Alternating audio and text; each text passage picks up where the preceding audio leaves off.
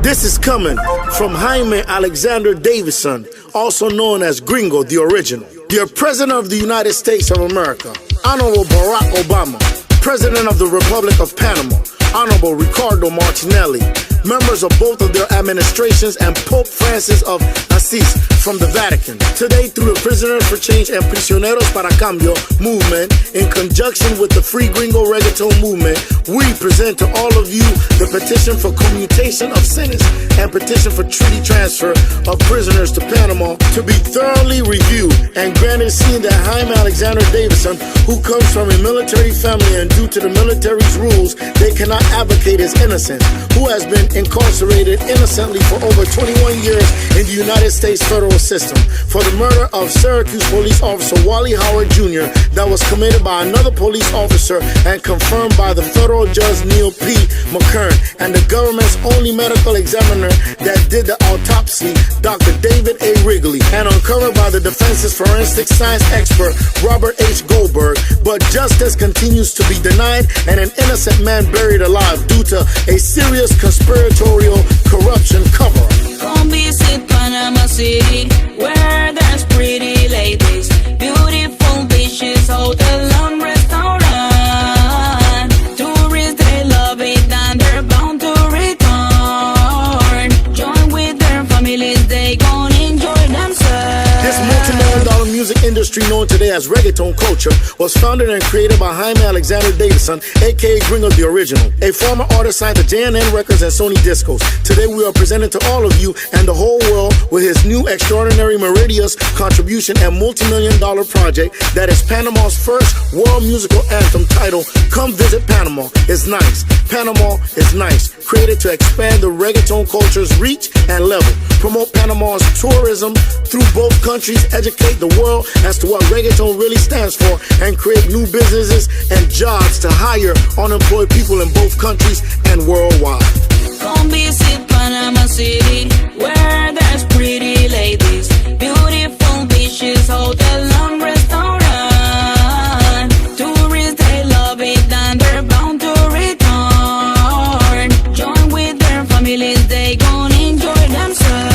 This movement is also seeking freedom for Gringo the Original, with this new style of music being presented to the whole world. In this anthem, Gringo has decided to utilize a page from South Africa's President Nelson Mandela's Freedom Fight book. And so we want freedom for Panama's son. Prisoners for Change and Prisioneros para Cambio movement was born in 2008 from President Barack Obama's campaign for the presidency, when he said that he knows that there are a lot of innocent people in prison and he was going to fix it, and that he was going to bring back habeas corpus. Come visit Panama City, where there's pretty ladies, beautiful beaches, hotel and restaurant. Tourists, they love it and they're bound to return. Join with their families, they gon' enjoy themselves. Respect maximum and concrete to Mrs. Martha Vanessa Concepcion, the reporter at Mi Diario, newspaper in the Republic of Panama, that has no tail to step on and who brought out the injustice of Gringo's case to the light. Why did two police departments, state and federal, have refused in conducting an internal investigation in such a big, high-profile case? And why is it that nobody has wanted to do it? Something that is so critical and essential to know how everything happened. Come visit Panama City, where there's pretty ladies, beautiful beaches, hotel and restaurant. Tourists, they love it and they're bound to return. Join with their families, they gon' enjoy themselves. Girls, you look so sharp anytime you pass in your pom-pom shots. Me and Jaime used to sit down and write lyrics like every day in the park, like with 9 to 5, and that was the first person I heard like chat the reggae chanting and flip it in Spanish, you know what I mean, which was mind-blowing. It was amazing because I never heard nobody spit dancehall in Spanish before, way before El General, way before everybody else who I'm hearing about. So all the younger reggaeton artists, enough respect to y'all because y'all doing your thing and y'all broaden that culture But do some research, find out who Jaime Davis is. Tip your hat to him, salute him. Jaime, enough respect. Screech it and say that. Yeah, I'm going to tell you a little story about my brethren named Jaime Davis. He was one of the first reggae Spanish artists to ever do reggaeton and put reggae into Spanish on dancehall rhythm. Back in 1986. Oh, you can DJ, man, you need to do some more DJing, man. And then I heard him do it in Spanish. First I ever heard a man from Panama come and just start chanting on a reggae beat in Spanish. That's the first I heard that, you know. And it sounded good. I didn't understand what he was saying, but it sounded good. All I know is it sounded good. Yeah? And that was the start of the first I ever hear of it. You know what I'm saying? He was the first person before El General and all those guys and all those new guys that you're hearing today. He was mostly, he was one of the first ones that really started the reggaeton on reggae rhythm and speaking Spanish.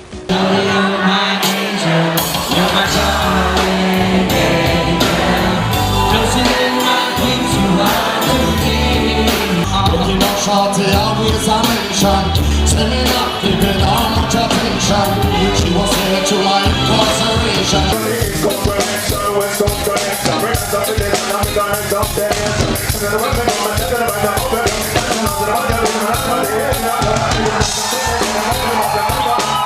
I saw me and tell us so we come from way back.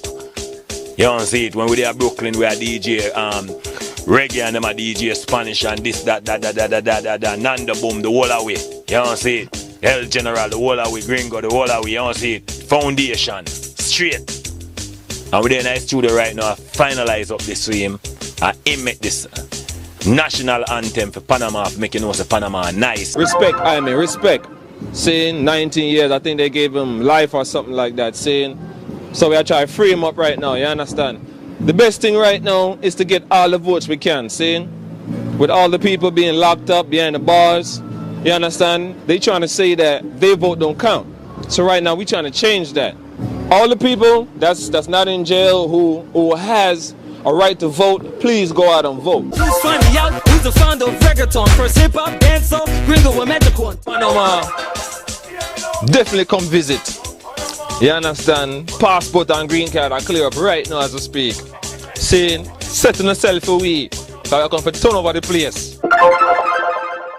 Miscarriage of justice that Jaime Davidson, aka Gringo the Original, is suffering. He has won 3 appeals, with his case being reversed by the New York Court of Appeals of the United States. His case was sent back to Syracuse, New York District Court, and the federal judge Neil P. McKern continues ignoring and disobeying each and every court order. Most importantly, even up to the 3rd court order, most critical and impacting, signed by the Hispanic Justice Sonia Sotomayor, that the United States President Barack Obama nominated to the United States Supreme Court. Judge McKern ignored it also. Today, this movement will be placing the spotlight on the city of Syracuse judicial system and all of its decades of corruption being left unchecked, because Mr. Davidson's case is technically still open and ripe to be decided on its full merits. Come visit Panama City, where there's pretty ladies, beautiful beaches, hotel, long restaurant. Tourists, they love it and they're bound to return. Join with their families, they gon' enjoy themselves. Now, from Panama, we're also representing and documenting the history of reggaeton culture that was born from the contribution of black ethnic culture of the Republic of Panama for the whole world, that we took from New York to Puerto Rico, the island of delightment. In the beginning of the 1990s, hidden like a musical Tusami, Richie in the House and Nano the Great in Puerto Rico, you all already know we'll be going over there soon with this anthem. For the new generation in the whole world, reggaeton briefly is a global political movement of universal unity. Reggaeton comes from the root word reggae, that means the struggle of poor people, the dissemination of information through the music. When you add the suffix ton, that means big.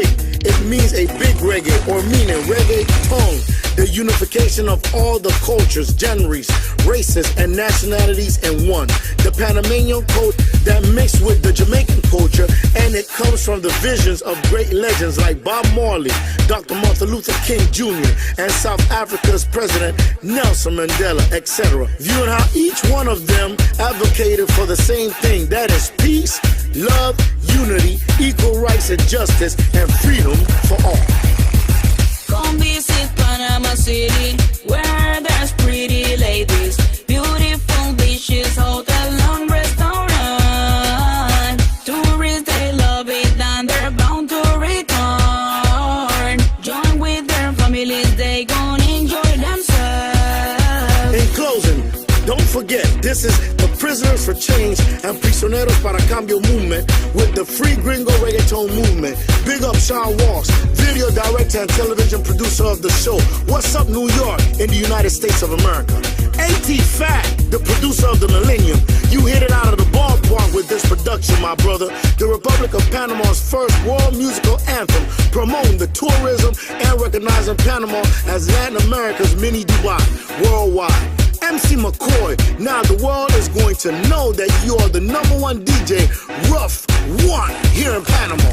Yes, Lily Sanchez and Maria Lola, representing the Panamanian woman worldwide. DJ Pato and Piedras Negras, Kawala, Mexico. Respect maximum and concrete, my brother. We want the whole world to know that Mexico is a country that has supported and catapulted on a worldwide scale and level the reggaeton culture's movement and the majority of the reggaeton artists these 22 years in my absence. A big up salute to Gringo the Original, aka Panama's Son, New York, Brooklyn, and Flatbush. Baby Quick family, stand up. You know that without your support, this movement wouldn't have been made possible. Come visit Panama City, where there's pretty ladies, beautiful beaches, hotel and restaurant. Tourists, they love it and they're bound to return. Join with their families, they gon' enjoy themselves. President Barack Obama, President Ricardo Martinelli, members of both of your administrations, and Papa Francisco Assisi. If you watch Jaime Davidson suffer, you will surely watch him die. And knowing that you have an innocent man incarcerated for something he did not commit, while the real criminals walk free. Do you all consider that real justice in America and around the world, and or even observing from the sidelines and not speaking out with nothing else to say? From Gringo, Free Gringo, y'all already know, El Poeta, bless. Come visit Panama City, where there's pretty ladies, beautiful beaches, hotel and restaurant. Tourists, they love it and they're bound to return. Join with their families, they gon' enjoy themselves.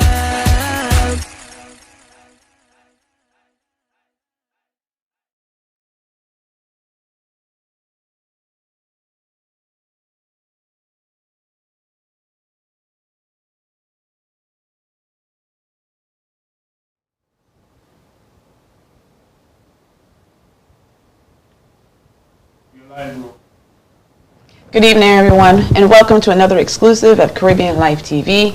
I am your host, Rose Solo, and tonight I have a very special guest with me.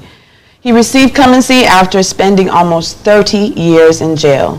In 1990, Jaime Davidson, a citizen from the Republic of Panama, who is also known as Gringo Man, I said that right, Gringo Man, and claims he's the original founder of the reggaeton culture, was sentenced to 3 life sentences plus 85 years for the murder of Officer Wally Howard Jr.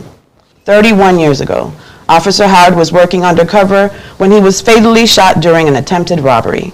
The gunmen were arrested quickly after the incident, but Mr. Davidson was charged separately and later convicted in federal court. Fused by the prosecutor's argument that he led a cocaine ring in Syracuse and had concocted plans for the robbery, Mr. Davidson was convicted of 8 federal charges. Mr. Davidson has maintained his innocence throughout the years, and he's here to speak with me tonight. Everyone in the Caribbean Life TV family, please welcome Jaime Alexander Davidson, Gringo Man. How are you? All right, thank God. So thank you so much for being here. Mm-hmm. Welcome. Yeah. Welcome.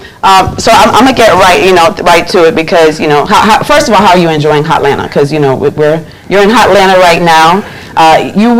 Let's get it clear. You were released on January 2021. So it's January 5 months, if 4 months maybe. Yeah. How does it feel? Man, you don't know. Your phone is ringing off the hook. Excuse him. The phone is ringing off the hook. He may have to answer. It's important people. So I'm turning it off. so how are you feeling? How does it feel? Man, it's surreal. Yeah. It's surreal for real. Yeah. You know, and then just coming off the plane, I said, man, I was in Atlanta Federal Prison. Yeah. And they asked me, said, do you want to pass to me a negative? I said, negative. No more. I don't want to pass to me there.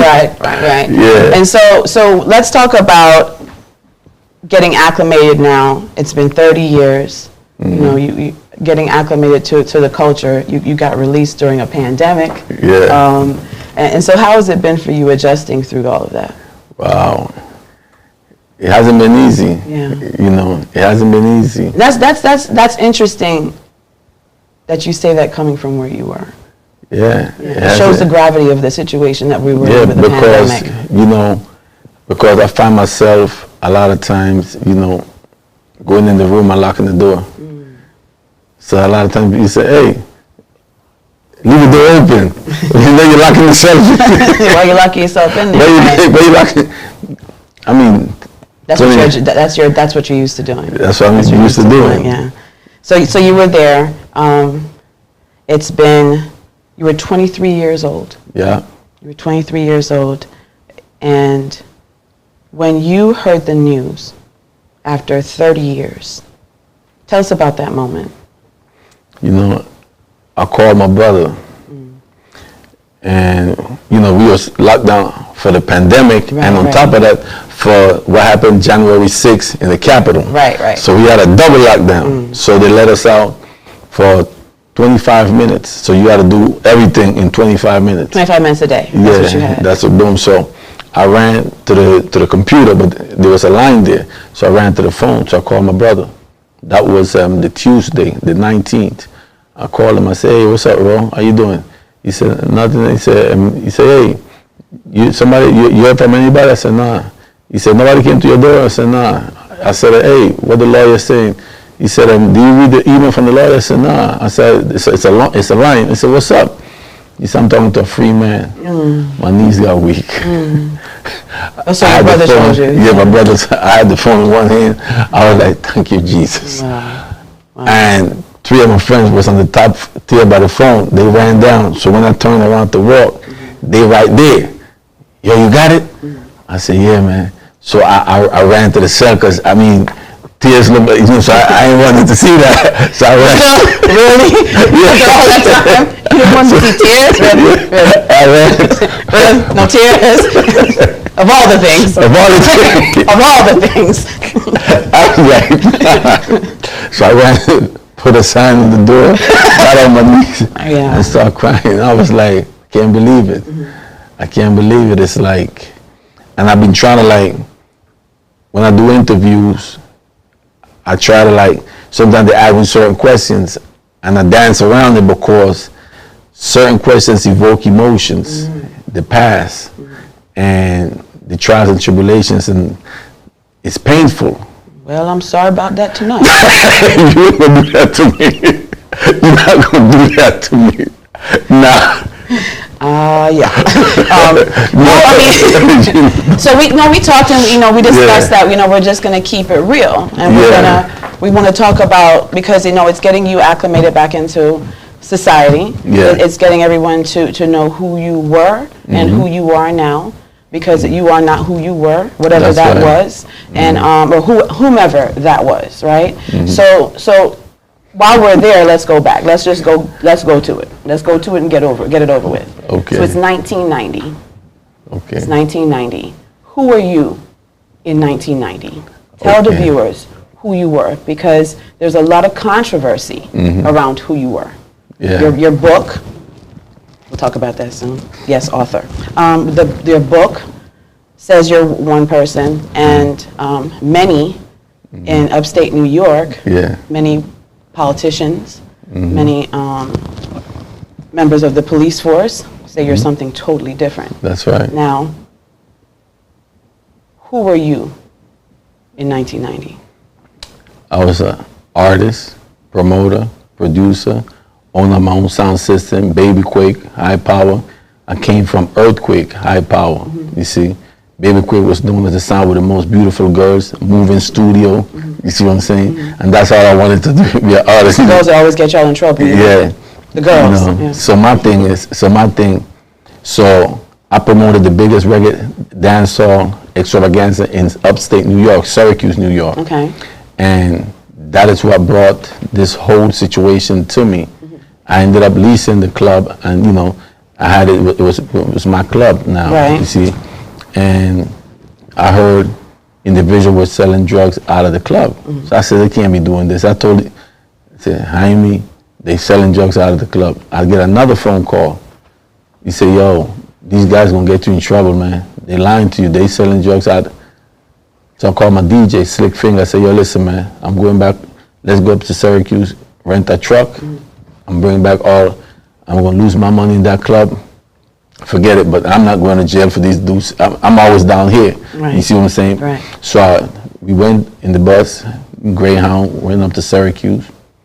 We got there in the morning. I rented the U-Haul truck, and the cops had the ticket. They had the receipt and everything. You see, rented. I got all my equipment from the club, from the warehouse. Came back.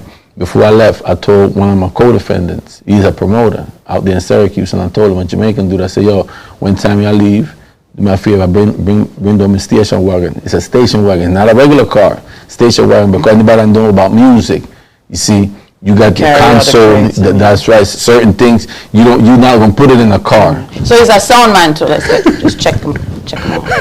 It's a sound man, be able quick. Yeah, so on top of that, he said, all right, I said, yo, when you go to Long Island, just bring it down to me for Brooklyn. He said, yeah, me have it, man, don't worry, me have you. But that's not what he was doing. They were selling drugs out of my car now. And you had no idea that was happening? And I didn't have no idea. You see, if I could have drove the truck and the car at the same time, I would have never been in this situation. Right. So now they watching the car, they're watching the driver. So when they went to do a robbery and the police get killed, now the thing is Jaime Davidson, the license plate.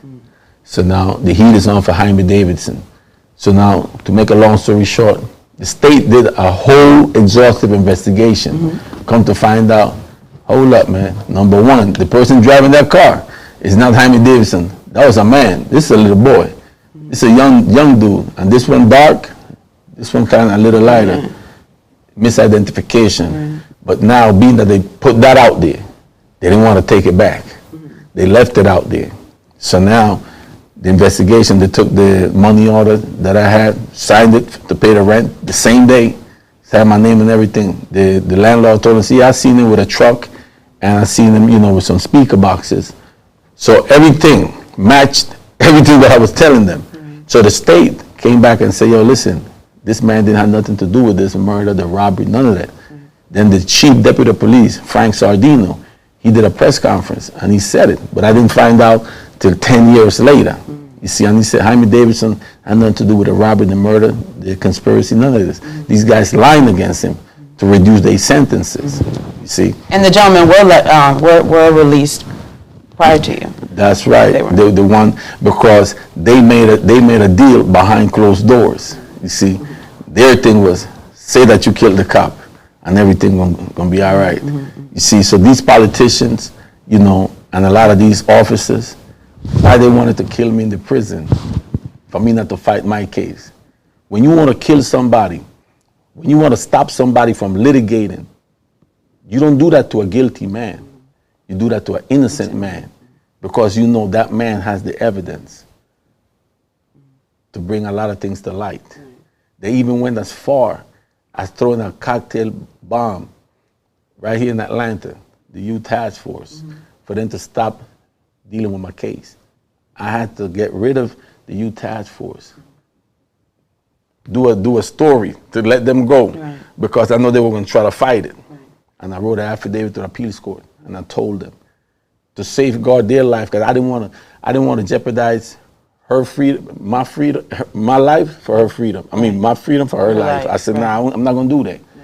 A lot of guys were like, yo, man, don't say, man, listen, man, I can't do that. I'm not going to be able to live with myself. You see, because they serious. So literally at 23, one of your worst nightmares happens. A 23-year-old black man. That's one of the worst nightmares that could happen to a 23-year-old black man. Yeah. And so now you're convicted, and you're convicted 3 life sentences and plus 85 years. That's right. You're not coming out. Yeah. You're 23. What do you do when you walk in those doors? Now, I'm gonna tell you something. It was crazy because first you're fighting the death penalty. You're looking at the news and you're saying to yourself, you're watching yourself on the news and that's everything right. happening. And then everybody looking like this. Yo, that's that guy. You see, so I go in my cell. Because now I become, everybody looking at me like I'm the TV. You see, so I'm like, I go in the cell. You're the news of the day. You're topic, yeah. So everybody looking, so I'm like, so now when they're about to sentence me, my knees start, I'm like, I'm listening to the news, they're saying, you're about to get a lot of life sentences. And I go to this part because this is before I even go into the system, because this is how I was able to endure and keep my sanity throughout these years. Right. You see, the whole thing was the fact that when I called my mother to tell her the news, I said, Ma, they're saying that they're going to give me a lot of life sentences. My mother did what? She said, ho, stop. She heard it in my voice. She said, Jaime, stop. I said, what? I want to tell you. She said, no, stop. You see? So I turned around and I said, she said, tomorrow I want you to walk into that courtroom with your head up high. We know you're innocent. You see, tomorrow you're going to see a man in a black robe. That is not God. That is a man. And whatever man give you, God is going to take it away. And God is not sentencing you tomorrow. And your mother is going to be with you until the end. And she was there till the end. How is she doing? And she's all right. And she, in 2018, when I was going through transfer, she fought to come see me. She was fighting cancer.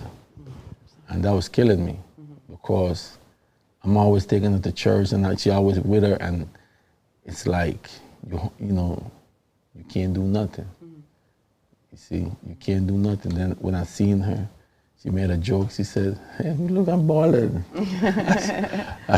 She said, don't squeeze me too tight, you're going to kill me. I'm like, but now, thank God. She sees you. She saw you. Yeah, she saw me. And that was very powerful for me because I could see that she was weak, but she wanted to see me. And she waited and she's here. Yeah. And so you're there. And it's hard for any of us, because I remember being 23, I could hardly get anything together. And now you have to figure this all out, right? You have to figure out how to get through life there.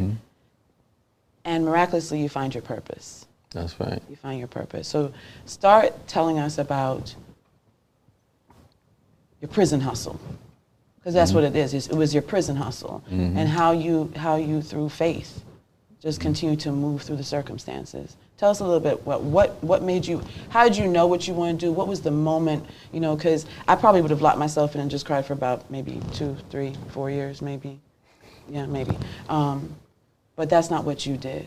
That's not what you did. Instead, you chose to, with that black cloud over your image, with a tarnished image, at 23 years old, you chose to start inspiring others. That's right. Helping others and mentoring others and guiding others. And tell us how that started. It was the day when they had the Million Man March. I'm looking at the Million Man March and I see the Panamanian flag straight going like this. Panama! Y'all proud! Panama! So I go to Sunyata College, he's a political prisoner, and I say, hey, Suni, they got the Panamanian flag right there, keep right straight down the middle. And he's serious, he said, that's a message. I said, what message?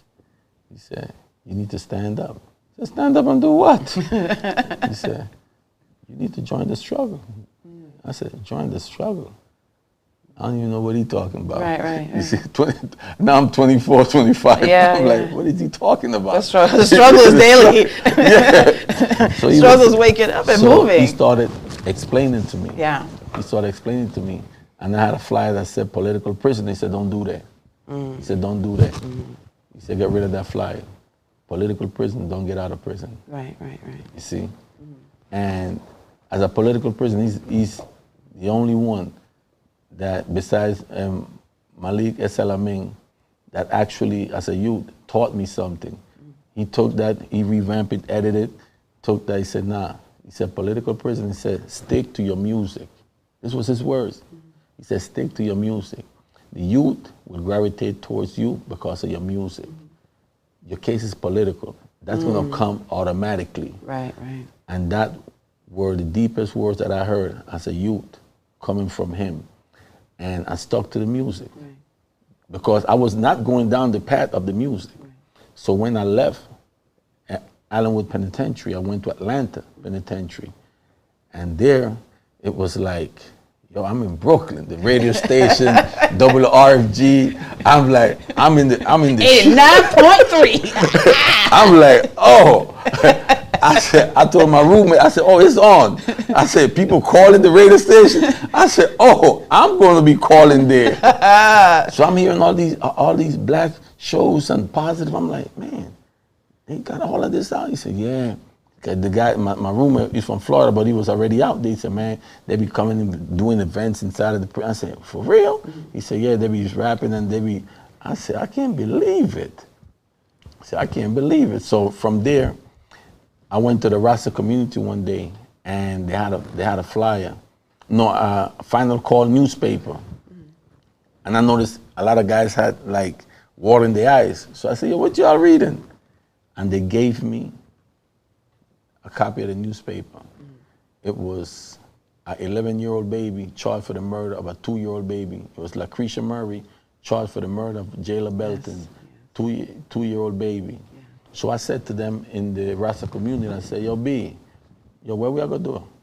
So one dude said, Panama, cha. Yo, me need some money myself, you know. I said. So pause for a second. Pause. So you're from Panama, and you speak Patois. Yeah. So, sorry, I know I cut the interview short. I understand that part, but I just need, because I'm a nosy self, I'm nosy, right, y'all? So I just need to understand where and when you started speaking Patois. You see, from in Panama. From in Panama, you know, my grandfather, dialect, yeah. My grandfather is Jamaican, my father is Jamaican, half Jamaican. Because I feel that people that, because I know, because you know, we said it earlier. And he came in with the BC. I mean, as soon as he came in, you know, we can't say it on live, but, and I have Panamanian friends, and I have Antiguan friends, and you always hear the dialect within the culture, but I wanted you to share it because some people may think that you started speaking to Rastas there and maybe heard it there because you've lived most of your life here, but you got it from Nice. It's from Panama, and we spoke English in Panama. We spoke English in Panama also. Okay. So yeah. You see, and a lot of people, and that's a good question because a lot of people hear me, they think that I'm just trying to imitate. No. And I'm saying, imitate. I said, have you heard my father speaking? Have you heard my grandfather speaking? Right. I said, it's all culture. It's all culture. That runs in the blood. I said, that runs in the blood. So he's like, but where you get your accent? From Panama. Yeah. You know? Yeah. So I had to cut that, but you were speaking about, you know, starting the purpose and them telling you, the gentleman telling you to continue with your music and focus on your music. So I want you to give a profound number right now. So we're gonna start talking numbers and start talking about your accomplishments, right? Because this is where it gets good. It gets real good right here. Because you could have gone in and, like I said, I don't know, and I don't know if anyone knows what they would do if faced with that predicament. But you chose to, again, like you said, speak to a mentor, figure out what you need to do. You didn't believe what the mentor was telling you, but the mentor saw something in you that you truly didn't see in yourself. That's right. So let's talk, that's 3 letters, GED. GED. How did the process of you starting to mentor the youth in prison, how'd that start with their GEDs? All right, it really started when I got to Lewisburg with the GED. I got to Lewisburg, they put me to work in facilities. That's like maintenance, you know, electricity, all of that. They put you in a cage, all cages. Everybody just sitting there doing nothing, just looking at each other, falling asleep, people like this. I'm like, oh no, I can't do this because your sentence come down on you now. Now you're thinking. You see, every day. Cages, all cages closed. I said, no, I can't do this. So I would get passes to go to the law library. So I told a friend, I said, man, listen, man, that's killing me back there. I'm thinking about the case. I need to get out of there. I need to walk around. I always stay busy. So he said, hey, let me talk to Miss Parker. They got a lady that's supposed to be coming to be a teacher, GED teacher. I said, bro, I don't know nothing about no GED. He said, you graduated from high school? I said, yeah. He said, well, you better get a job. So he took me up there. And she said, well, when the lady come, I'll, you know, so I fill out the cop out. And when she came, she called me up and she said, hey, Ms. Vasquez, this is Jaime Davidson. He wants to work as a tutor. So I told him when you come. So she said, you know, what do you know about tutoring? I said, I mean, you know, I want tutor. So she said, why? So she said, why? Now look at this question. She said, why you want to be a tutor? Now this is real for me. I said, I'm an artist, but I don't want to be known as an artist. I want to be known as an educator. I said, because I see a lot of artists in interviews and they don't sound right. So I don't want to be, not to put anybody down, but my thing is, I don't want to be known just as an artist. I want that to be the last thing that you said about me. You see, I want you to educator, entrepreneur, you see, philanthropist. These are the things that I was doing. And how old were you then? Man, when I started, I was doing that at 18, 19. And when you started doing the mentoring, how old were you? About 27, 28. So right after, soon after you were there? Okay. Yeah. So now she gave me the job. So I go sit in the corner. She said, oh, no. Come, get up. No, you got to walk around. And so I said, man, and you got to go to the board. I said, the board? I said, no. You're tutoring. What do you think? She said, but you a rapper, you get on the stage. I said, no, when you rapping, you don't see nobody. I said, you right there, everybody see you. She said, oh, and top of that, we're going to let you teach the Spanish class. I said, Spanish class? I said, now y'all do that. But that's natural. But listen. I said, no, y'all get, you see, now you're locking me in. Now you putting all this really making me work. For real. Yeah. She gave me the book and said, go study this. I said, Lord, I had to come up with a curriculum. So I came back, did it. So I said, hey, I never thought. She said, don't worry about it. You know, it's like throwing you in the water and say, swim or sink. Yeah. And I swam. You swam. I started teaching everything because I started dissecting the book. See all my lyrics.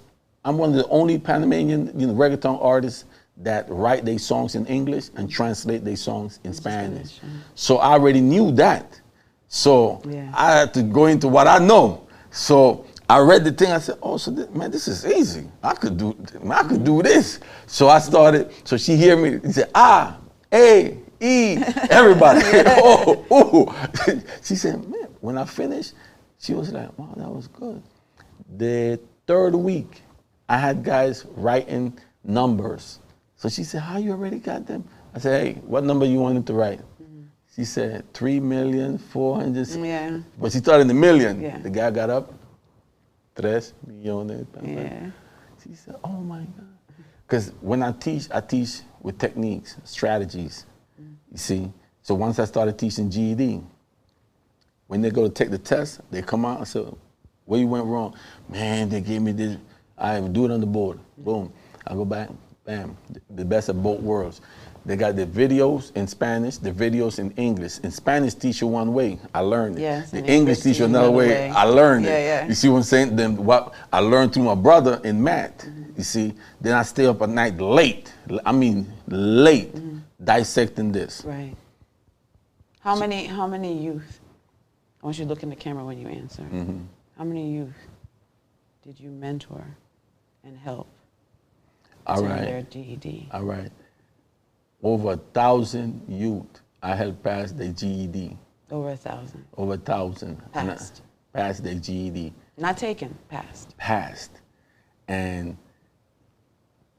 you go, I got letters of recommendations from the warden, from all the supervisors, every prison that I go. Because that's when I found my passion. Whenever I got on that board, I was in my own world. Yeah. I was not in prison, I was free. Individuals used to say, Panama, how you could be helping people get out of prison, doing law work and teaching them. You get up every morning doing that. So I found my purpose in life. I said, I put God in front and I just keep moving. He said, man, how would I kill myself? 3 life plus 85 years. I said, I'm glad that you're not me. And all this time while you're mentoring and you're training and you're helping people get released, sounds like a movie actually. But all this time that you're doing this, your case is still getting denied every time you try. That's true. That's true. So through the years, you're inspiring, you're mentoring, and you're helping youth get out, but your case continues to get rejected through the years. And you know, I want to, and everybody that's listening to this live, the New York Times, Washington Post, all these national newspapers said that my case had never been granted, and that is a lie. 3 times my case was reversed, 3 times, you see. And the 3rd time, look at this by who? Justice Sonia Sotomayor, when she was at the appeals court, it's a 3-judge panel, she remanded the case back for new trial, evidentiary hearing, or resentencing hearing, and to amend all the motions into one. That was my motion for new trial. Everything was there. My attorney, Bettina Shine, she had done the motion. The judge, that was August 30th, 2005. Guess what that judge did? He sat on it until June 25th, 2008. Because he started seeing, he said, man, this dude, he keep getting this case reversed. You see, the first reversal was August 30th, 2001. The second reversal was June 12th, 2002. And he would give me Christmas orders. He would wait till the Christmas season and deny me. I said, oh, you playing games. He would call the prison. Where you work at? Oh, you work in education. Hey, fire him. Fire him. The judge calling over there. The prosecutor calling over. He got too much free time on his hand. Because they realize he's working in a place that's giving him access to all of this. You see? So I had to also cope with that because they realized he likes working over there. So now you just turn my whole world all around. So now I don't know what to do. So guess what I'm going to do now? I'm a litigator. All right, you want to listen to the judge? If he can't stop me, what makes you going to stop me? So guess what? I'm going to put all my energy and I'm going to put like 10, 15 complaints on all of y'all. Davidson, but why? I said, you should have left me alone. And you started your process. And I started my process. And my process was their nightmare now. You see, Davidson, stop. But guess what they do? They transfer me. They get rid of me. That's why I ended up in almost 30 years, I've been to 12 prisons. I was just going to ask you that, yeah. 12 prisons. And the transfer. How many states? How many states? 12 different states. 12 different states. Yeah, you see. And those transfers, people don't realize. And I want the youth then to know this. When you leave one prison to go to the next prison, oh, you might be going into the next prison and whatever state you at, they might be at war in that prison when you walking in. Because I hear a lot of young guys always talking this gunplay and this, but then when you get it and you see them, they broke. Nah, I gotta keep it real. They broke. They not tough like what they were saying. Yeah. And they in the room. A lot of times I had to go back for a lot of them. I got to go to the Bloods and the Crips and say, bro, do me a favor, man. He's getting his GED. So you advocated for a lot of people while that's right. Young men while there as well. That's right. So Now but you went in as a child. That's right. That's you went true. as a child. So where did it become that you had power? When did you get power to be able to advocate? Where people were listening to you? I mean, you see, in prison, men respect men. If you respect yourself, I'm going to respect you.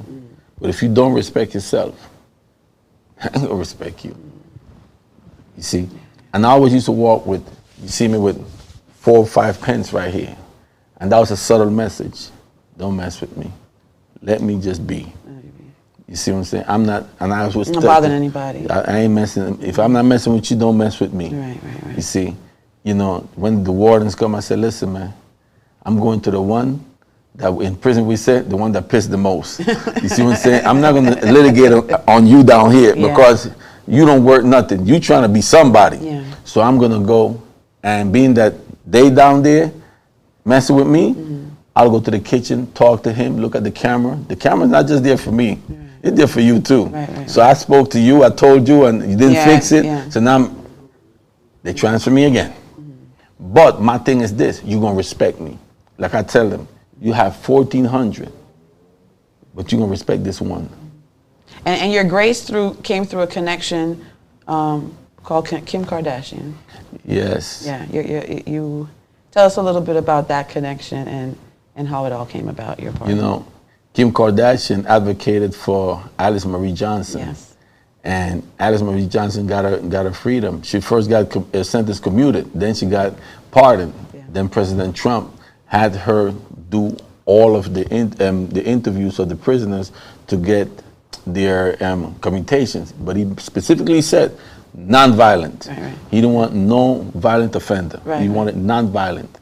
So now, by him having non-violent offenders, boom, her daughter gets on she goes on, what you call that, change.org. And when she gets on change.org, she sees Jaime Davidson. Yes. You see, Jaime Davidson right there, you know. So I have a company, Urban Roundtable. They did my change.org. They was running all of my pages. So now she runs to her mother. Mommy, Jaime Davidson, look, all the evidence, he's innocent. Mommy, look. So her mother said, Jaime Davidson. She went back into the room and she came back with a petition. She said, but I have his petition. His lawyer sent me his petition. Wow. And when I got out, she told me, she said, when my daughter brought that to me, I said, this is God. And I put your case right on my hip. And I said, I'm going to fight for this man and do my best to get him out. And from that struggles came, then they started advocating that I didn't even know inside of the White House. Right. You see, when they start seeing all the evidence, they said, well, what is this man still doing in prison? And then you get pardoned by a man who who put us through some years. You know, it's been the Trump years were challenging, and it was always controversial. You know, we know that, and so we knew the pardon, we knew the list would be a controversial list, and needless to say, of the 144 people, you were one of the controversial names, but you're here now. But I want to tell you something though, that you know, a lot of people, you know. Had he gone through the Department of Justice, I would have never been sitting right here. If my petition only had to go to the Department of Justice, I would have never been sitting right here. Now, people can say what they want to say about the system, how he ran it, but I'm going to tell you something. You know, you have the Anti-Terrorist Act. That's not about terrorists. That's about black people, Spanish people, poor people of color. And that came out in the Clinton era, and nobody speaks about that. You see, that's like a Roach Motel. You check in, but you can't check out. You see? And so through the years, you remained very educated and on top of politics, watching what was happening. That's right. Because you had to educate yourself on the system, educate on any changes in policy or legal policies or legal changes. You had to make sure that you stayed on top of everything at all times, That's basically. right. You see, and like I was telling you, you see, they saying that, but you see, he was a protector of the blue wall. My case deals with the murder of an officer, and it's violence. Did you ever speak to the officer's family? That I've been trying to get in touch with them from India and even outside. You see, they don't want to talk to me, you know, but I extended certain documents to show them and said, man, I had nothing to do with the murder of your son. He said, and I always tell people when they celebrated me, I say, hey, you got victims on two sides. You see, because you celebrated my release, but you got the police family also. And that's why the video that was playing first, that's a tribute that I did to that officer. It's a tribute to Officer Wally Howard Jr. Right. You see, and the Trump administration, with all the lawyers and everything, I'm the only one that got the sentence commuted on innocence. When they seen all that evidence on innocence, that's why I told you that the third time my case got reversed was by Justice Sonia Sotomayor. Right. But nobody mentions that. You know why? She's in the Supreme Court. Right. But you understand, though, why the family may not necessarily be ready or would ever be ready to speak to you. You do understand that. Yeah, I understand that, you know, and I respect that also.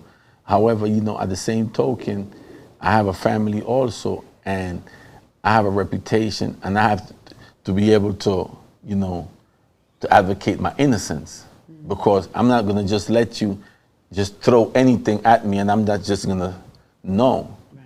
You see, you know, I could have just, one thing, if I was guilty when I was in Jamaica, I would have stayed in Jamaica. I told my producer, Mr. Du, I said, B, me now running now. I said, me innocent, B. He said, no, you don't know about the feds. The feds don't play fear. Right. I said, listen, Du, I'll go back to America. And you came back. And I came back. So now let's talk about this piece of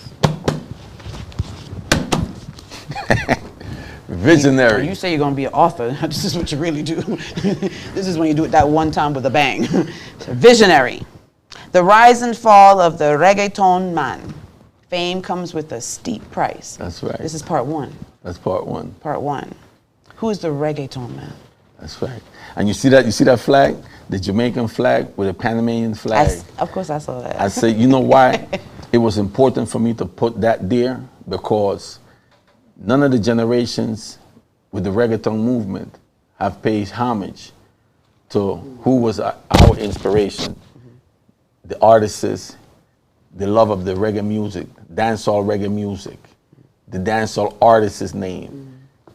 You have Shabba Ranks, Buju Banton, Bone Tequila, you have Pinches, you have Yellow Man. I mean, you have all these that Panamanians go crazy over. And your first reggaeton song was a remix of Trailer Loader. Trailer Loader Girl, that's right. They call it the anthem. The anthem, the anthem. Yeah. So what made you want to write a book? Well, because when I was working with the youth task force, the director said to me one day, she said, you know, the problem with black people, we don't like to put pen to the paper. So there comes other people. Here comes other people. Always come writing all the time, right? We come other people and come and document your history. Yeah. You see. So, and I was young, but it never left my mind. So when I started seeing what was happening in the reggae music with my case and everything, and I said, man, they're departing from what reggaeton really is, a global political movement of universal unity. I said, man, and now they're saying that reggaeton came from somewhere else? I said, no. I said, no, we can't have it. Because I sacrificed my life and my freedom for this music. And it's not just something that people think that, oh, reggaeton is just, you know, you mix 2-3 beats together and that's it. Nah. I said, reggaeton comes from the root word reggae. The struggle of poor people, the dissemination of information through the music. When you add the suffix ton, which means big. You see, if you have a big car, carro, carron, a big dog, perro, perron, a big reggae, reggaeton, is the unification of all the cultures, all the genres, all the nationalities in one, the Panamanian culture that's mixed with the Jamaican and Caribbean culture. You see, and I tell people, I say, reggaeton was inspired by great legends like Bob Marley, Nelson Mandela, Martin Luther King, who advocated for the same thing: peace, love, unity, equal rights, and justice for all. Right. I said, reggaeton is not just music. when people say reggaeton uniting people. You see, they see it, but they don't really know what it is. You see, so I explained to them, I said it was 1991. Be able quick on Church Avenue street scene. We have all the crowd outside. Yeah. Then here comes Stretch from Naughty by Nature. He want to do You Down With OPP. I don't even know the name of the song. So when my DJ Slick Finger asked me, I said, you know, see all the people, we have all the crowd in there. I said, yo, look on this. I said, yo, if you don't sound good, I said, if you don't sound good, you know what's going to happen. You see what I'm saying? This is going to be a bacchanal. Right? So he said, nah, man, yo, this song going to blow. I'm telling you. Yeah. So I respect Slick knowledge. So I said, all right, it's on you though. I still, it's on you. Right. And he took the mic, so I'm watching him. You down with OPP? I hear everybody say, yeah, you know me. I'm like, Ross, what's this? Everybody know about me. Yeah. I don't know about this song. Yeah. I said, you down with OPP? Yeah, you know me. Man, and you got blacks, white, Caribbean, you got Spanish, all these people out here. Then he started going, da-da-da-da-da-da. Yeah. Play pure gunshot. Yo, gun salute. He got gun salute. Yo. Back then. And back then. That was one of the most requested tapes. Yeah. So Michael Ellis, may rest in peace, Mikey. Yeah. You see, that was like my cousin. He was the manager for the General, the one that the Panamanian artist that a lot of people know. Right. And I paved the way for him. Nanda Boom, all of these artists with Be Able Quick. You see, but nobody spoke about none of this.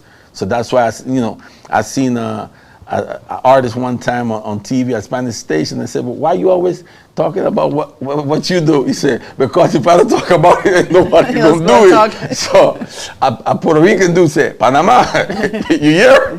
You better start talking about you because these guys is not gonna mention your name. You see? So how long did it take you to complete this? About 3 years, but I've been writing in and out, documenting it. So when my brother asked me in 2018, he told me, he said, hey, write your book. I said, write your book. I said, all right.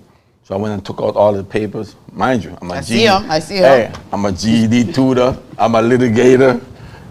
Even the teacher was like, documentations. That's what you get when, you give people. See, a lot of the accomplishments is in there. Right? That's right. Right. So you took your time and you created this masterpiece. And that has my innocence inside there, has the documentations of my innocence in there, because I also wrote it because I said,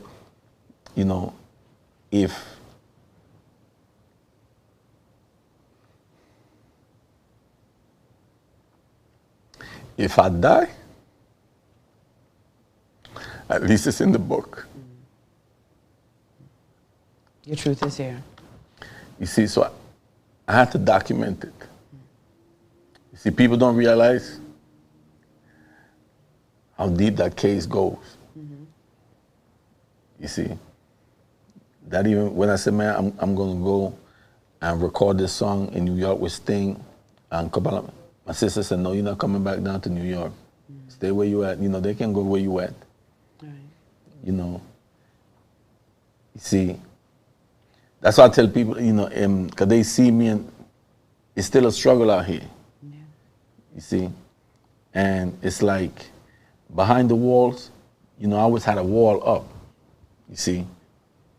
And it's like when I walked out that door, it crumbled. And it's like, when you came out the doors, the wall crumbled. Yeah, the walls crumble, and this, I don't like it. Too bad. That's why I don't really like to go into certain parts, because it brings back those painful memories that when it comes to survival, you see, because I told my mother one time, because I am two cops in Albany County Jail set me up for this guy to go inside the cell and almost killed me. I mean, blood all over the place. I looked like, man, I got it in the book. And I told my mother, I said, Ma, I'm not gonna bleed again. I said, if I even get an inkling, Ma, I'm not gonna bleed again. I said, y'all told me, take it easy. The lawyer working on your bail. I said, now look at me. I said, now look at me. And when I left, they sent me to Long Park Penitentiary. That was the Gladiators training camp. And you only had 5 penitentiaries during that time, 5. They sent me over there to die. They sent me over there. Even, I speak about it in the book. Why do you feel, because, you know, when you listen to your story, you refer to they and them, and basically the manipulating of the system to sort of keep you down to a certain degree. Why do you feel that? Why you?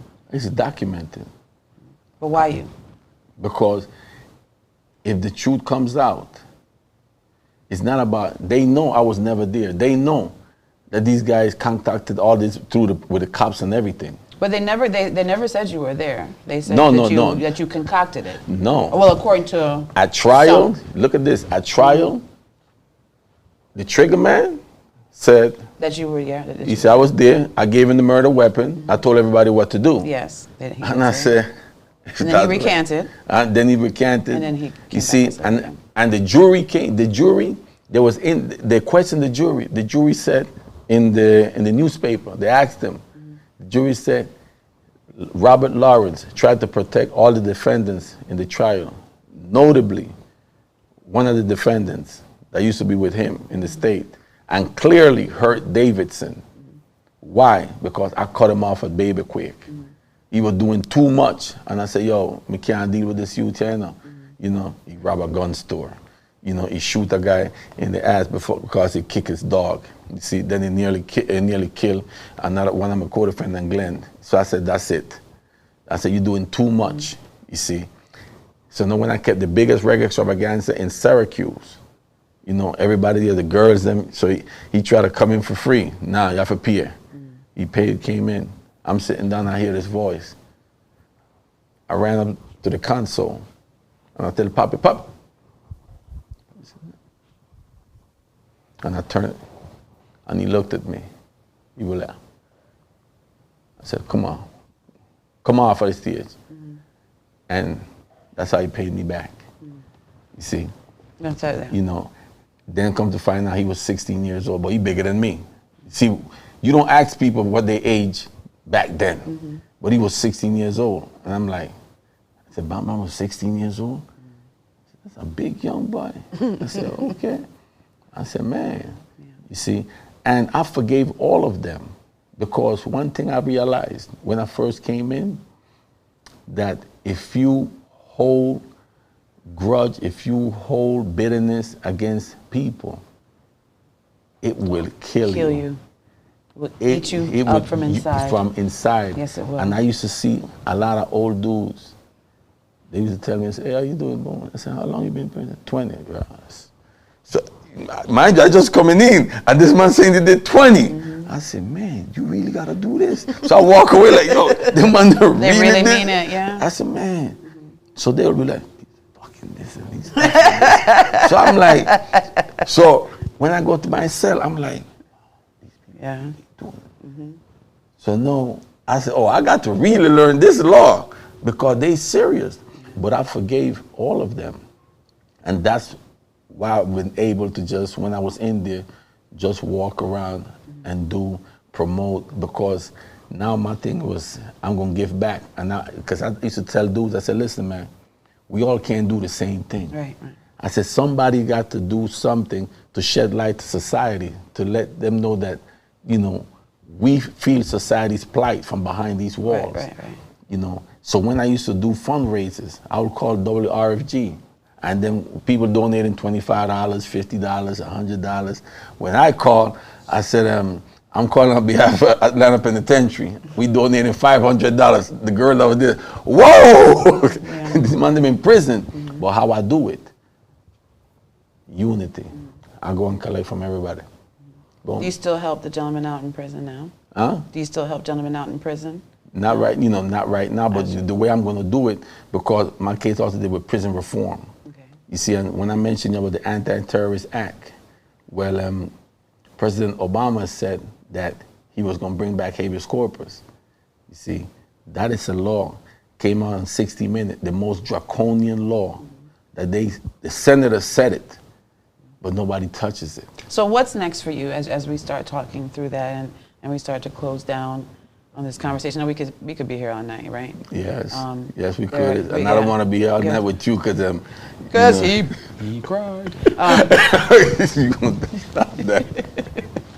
But no, not to make you cry, but just to hear your story and to feel your authenticity and your transparency, because we're a culture that we're easy to judge, especially a Caribbean culture. We're very, very, very quick to judge, you know, and so it gives me pleasure and it's an honor to be able to sit here with you as you take on your second act,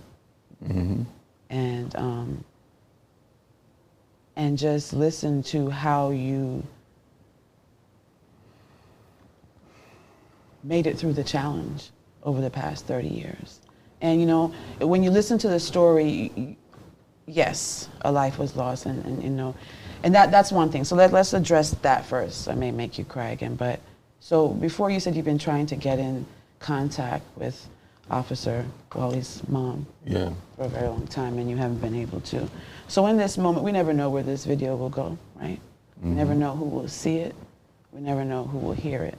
So do you mind taking the opportunity now to say to her what you've been trying to say to her all these years? Yes. So we want, your camera is right there.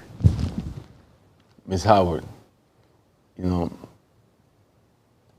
Jaime Davidson, I know when we got convicted, you said you wanted that your son's picture be dropped down in front of my whole cell. And I understand the pain that, I can't understand totally the pain that your family going through, but all I wanted you to know that I didn't have nothing to do with the murder of your son. I said, you know, I have the evidence to show you. Some of the evidence is in the book also, because I wanted you or your family member, whoever, your niece, nephews, to read it. Because it's not fair to you that they're making it be that, oh, Jaime Davidson was behind this murder. He concocted this. The same CI, miss, that was with your son, when they asked him to identify me, because they said I was selling drugs to him and he had robbed me and I wanted to rob him back. So now this is the man that was with me.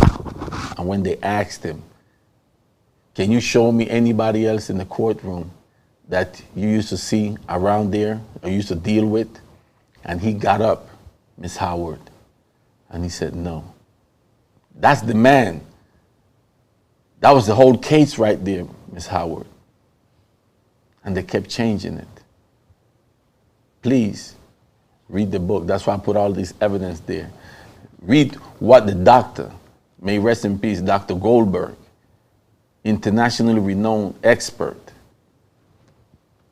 the individual that killed your son, they were right there hugging you. The reason why Robert Lawrence, they let him go on the first time, Fitzpatrick, the state prosecutor, said they don't do that. But they let him go because they only wanted him to accept responsibility for the murder of Wally Howard Jr., your son, that he didn't commit. But when I mentioned the name that's in the book, who killed your son, in the book, that is public record, I lost my job.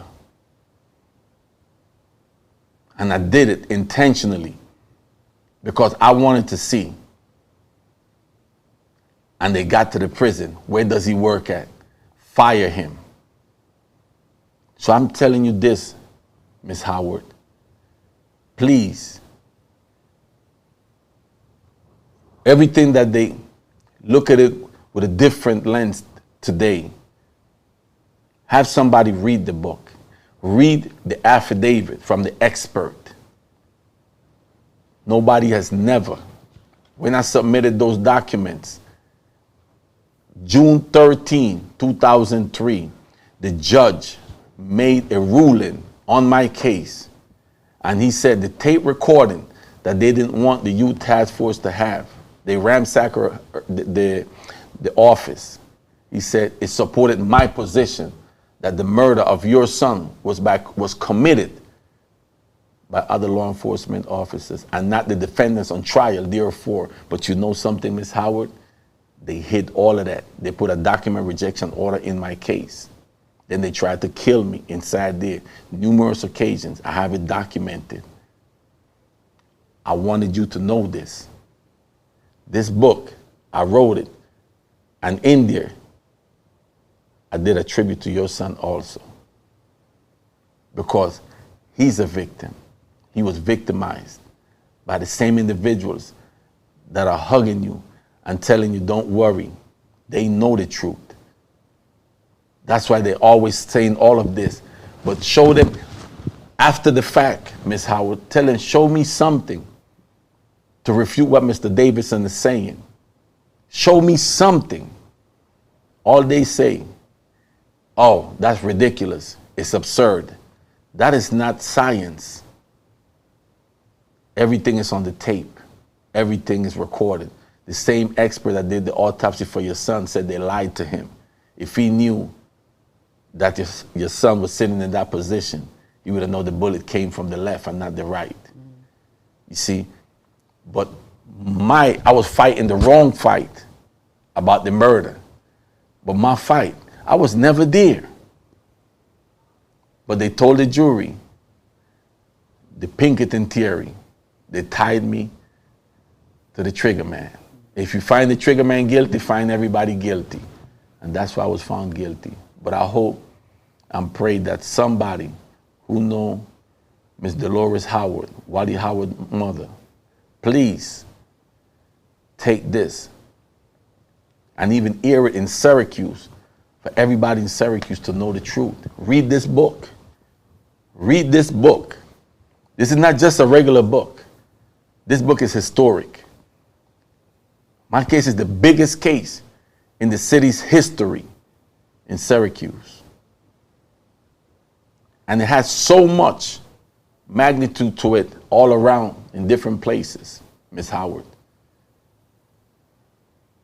God is great because I'm here today and the truth will be out and it will be on Netflix and you will see. Thank you very much. Hopefully, one day, somehow, she'll receive it. Mm-hmm. She'll receive it. And hopefully that gives you some freedom, some release. Mm-hmm. I know it's not the same as seeing her, but it's out there now. You said it to her, and she'll receive it. In time, she'll receive it. You know, and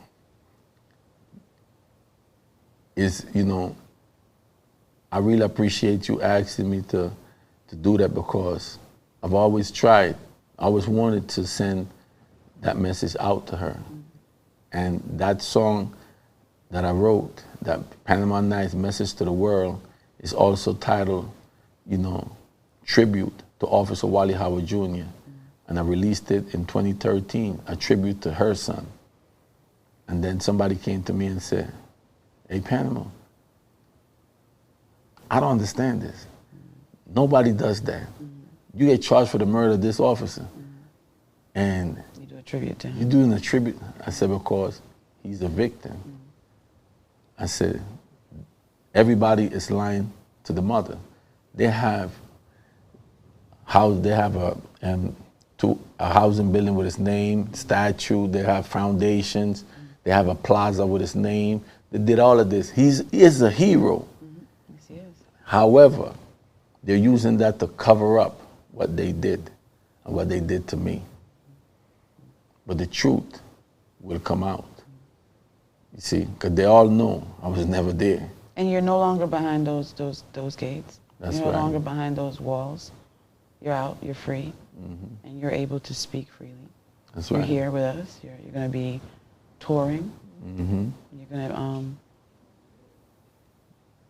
without telling all of what's next and all that you already threw out Netflix out there, but just tell everybody, what are you working on right now? What's next? You've only been out, I mean, first you're working on breathing without a mask, all of us, you know, just adjusting and getting yourself acclimated, but what are you working on? What's next for you? You know, a lot of people think, so when you gonna record? You keep when you gonna record? You keep promoting that book. I said, Well, slow down. I you know, tell individual. I did an interview with Sting International and Mr. Do. I said, because I'm not just an artist, again, promoter, producer, sound system owner, entrepreneur. When you create a movement and you know how the movement was created, you have to look for investors. You have to show individuals who you're coming with, because people only want to be with a winning team. You see, so if I just come out and say, I'm going to, but who, you don't know nobody. You know? But now it's like, how we know this? Oh, we know all of these people. Yeah. I said, I grew up with these people. When you have a movement, these are the people. When Sting did the interview with Mediario with Marta Vanessa Concepcion, and she asked him, so how you and Jaime, you know, got to meet, and he said, I ain't gonna answer that. He went and got a track of a song that I did for him, you see, before I got locked up. But out of respect, he didn't release it because I got locked up. And she was like, oh my God. He said, yeah, I recorded him. And Sting International is also the one that blew up the reggaeton movement, recorded the general, but nobody really knows. He's behind the scenes on all of that. He just incognito with everything. So reggaeton is your passion. It's my passion. And you put your passion, and you used your passion to tell your story, your That's truth right. and your innocence. And I hope you continue to use reggaeton to tell your truth and inspire us.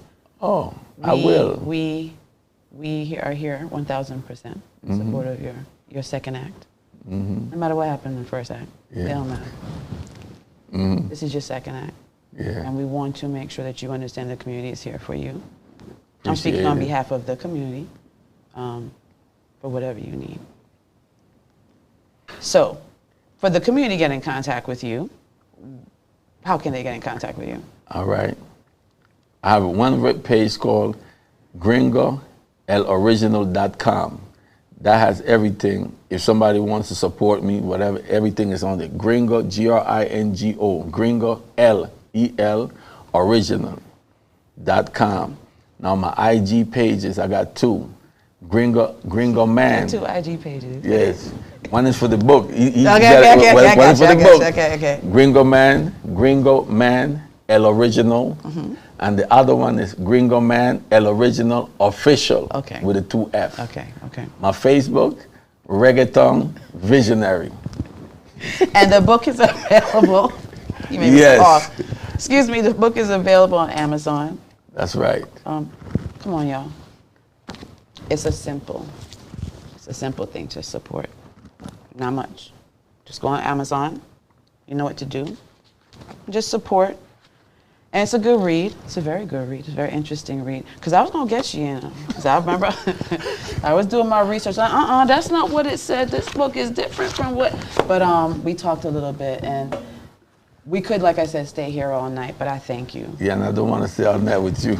I won't make you cry anymore. I promise, Gringo Man. Lord. Panama. But thank you so much for being here. Thank you for sharing your truth. As challenging sometimes as some of it is to tell. But it is truly an inspiring story. And I just want you to keep that with you as you continue. You have, like I said, whatever the first act was, it doesn't matter anymore. You have defied some serious odds, my brother. And now is your time. And you know, a lot of people just, they see me, you know, coming out. I went through a lot, and I give thanks to my cousin, you know, that they took me in, you know, because people think, you know, it's like, a lot of times, you know, individuals think they signed up for something, and then when you come out and they got to take you here, they got to take you there. Oh, I didn't sign up for this. You see what I'm saying? And my cousin and Shirley and her husband Roy, they took me in. Cousins are better than siblings sometimes. You better talk about it. Yeah. So. And you know, I want individuals to know, like, coming out of the system. You heard what you just said. Cousins and a friend. I was staying at a friend's house also. You see. And it's sad because we paint a picture, but behind the scenes, now I come out to another struggle. Mm-hmm. But now I'm feeling much better because they not just opened up their doors for me. You know, they told me, don't worry, we're gonna help you also get a job, because I'm in a program. You gotta get a job, you gotta get a license. So I said before I couldn't even concentrate on getting no license. Right. I said, man, I don't even know where I'm gonna lay my head. They're trying to put me back into the halfway house. Right. Back because you came out, but you're on probation. Yeah, 5-year supervised release, immediate release. Mm-hmm. You see, so it's like, you know, so now you can't think. And you're reaching out to friends, and, you know, and it's funny. All of the majority of the friends on the phone, they were Guyanese. And they say, hey, but no, we have to find some place where I mean, you know, we can't. It was so funny is that they, not for real, the Guyanese community stepped up for me big time.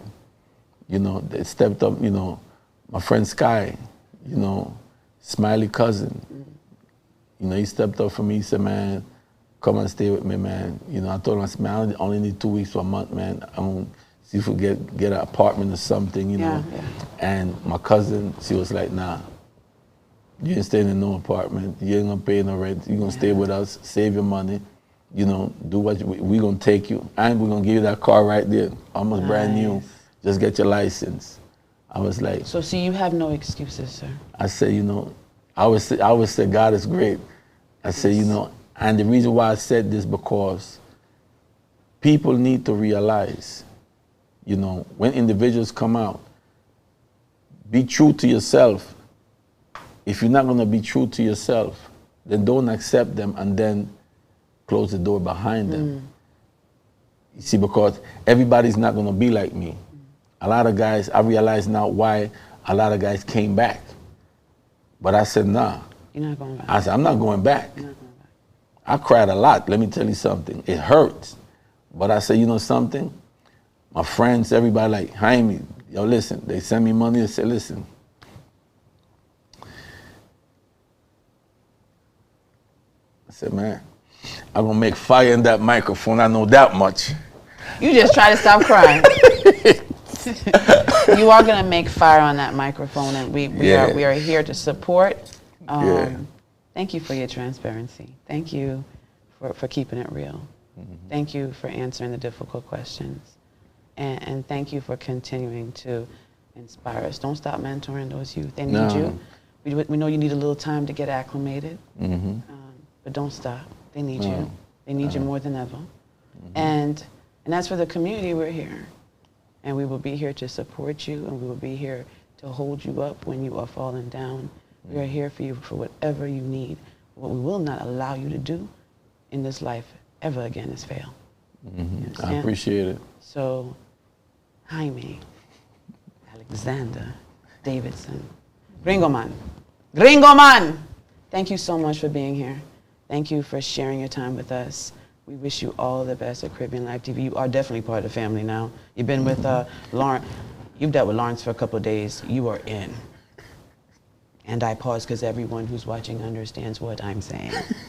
So, but Boss Man, he speaks very highly of you. So you're in, and anything you need to know, you'll be here. So Everyone, thank you so much for watching. We extended the exclusive to an exclusive extension. But and we you know thank something? you. Hold up. You know something? Before you even close me out, I want all of your listeners to know. Yeah, Jaime Alexander Davidson is the original founding father of this global multi-billion-dollar movement known as reggaeton. That's why you never heard anybody take that name, because you got to have a legacy to support everything that you're saying, you see. And the unification, this global political movement of universal unity came from the heart of the dancehall, the Caribbean culture. I want you to remember that, so you're going to hear it. I said when I was with Lawrence let them play Trailer Load at the restaurant. Yeah, and then they play the calypso, and I had the phone like this, and this woman was dancing like this. Then I saw her rapping, and she was like, "Oh, you see." So you see, I represent the Caribbean culture. You see, so y'all gonna see that. Nice. And we want to see you, and we can't wait to see you. We can't wait to see you. So make sure you look out for him. Make sure you look out for him. Thank you, everyone, for tuning in. This is your girl, Rose Solo, another exclusive of Caribbean Life TV. And as always, live bold. Camión lleno de yales, etcétera, que eso era de Gringo Man, que casualmente Donald Trump lo perdonó. El tipo pasó 29 años en la cárcel siendo inocente.